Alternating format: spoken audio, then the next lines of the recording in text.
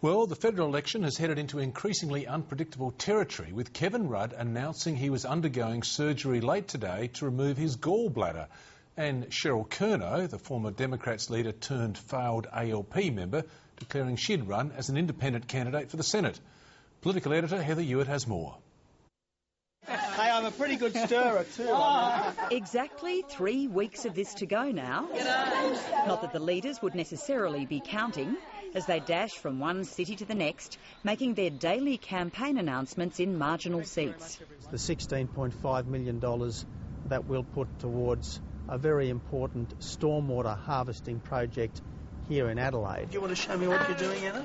For Tony Abbott, Adelaide was today's chosen location, as he also sought to outdo Labor's focus on the disability area yesterday by unveiling a $314 million plan to give students with a disability an education card to the value of $20,000 a year.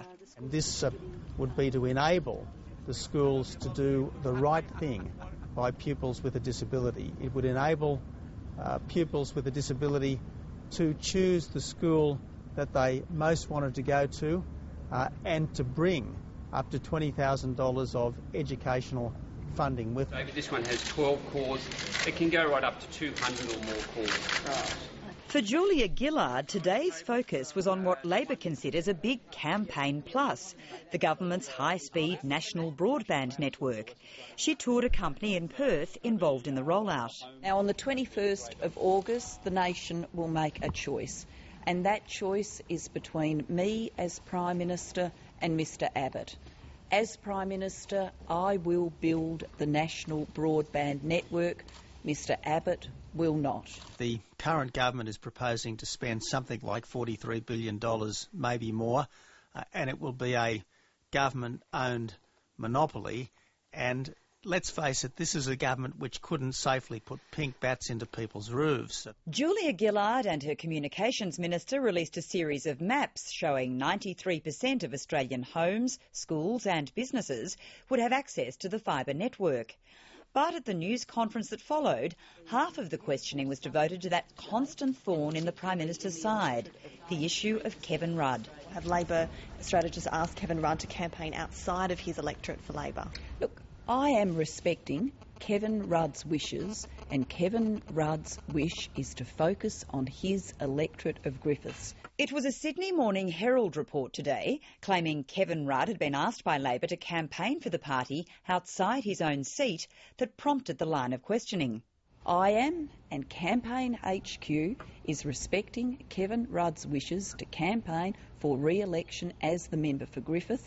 No other request has been made of him. Can you win in Queensland without his support? I've just said to you, I've respected Kevin's wishes to focus on his electorate of Griffiths. Yes. There's a strong and troublesome theme starting to emerge here for the Gillard campaign, and one that Labor had hoped to avoid by calling an early election instead of waiting until October.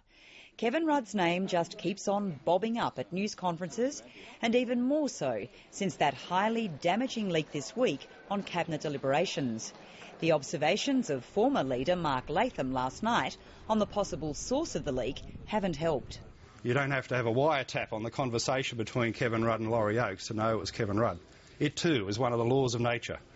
Kevin is a serial leaker. This is what he does. I am not going to be diverted by political chatter, politicians and former politicians talking about politicians. It's the coward's way to get on the blower with Laurie Oakes and say, I'll tell you this, but you're not allowed to identify me.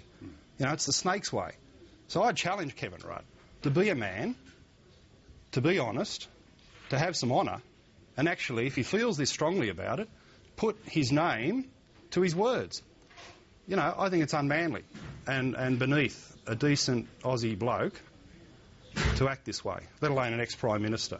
If this is what senior members of the Labor Party or senior figures in the Labor movement are saying about each other publicly, what do you think they're saying about each other privately? This afternoon, Kevin Rudd issued a statement saying he hadn't responded to the substance of anything Mark Latham had said for the past 5 years and didn't intend to start now.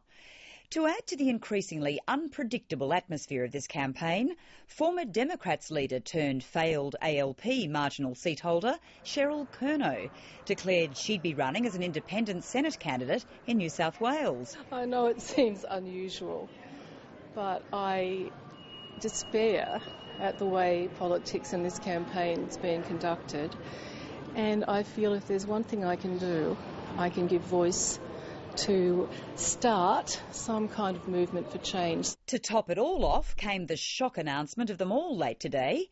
Kevin Rudd was undergoing surgery to remove his gallbladder. A spokesperson said he expected to resume work next week, campaigning in his own electorate, elsewhere in Queensland and the rest of the country as appropriate. And if Kevin is able, once he's made a recovery, to campaign in Queensland and around the country, then obviously I would welcome his campaigning efforts. I've always wanted to respect his wishes, and he's made his wishes clear today in this statement. The Prime Minister can only hope that might put an end to the look of disunity in Labor ranks, the very worst look to have on an election campaign. But then, this is one like no other.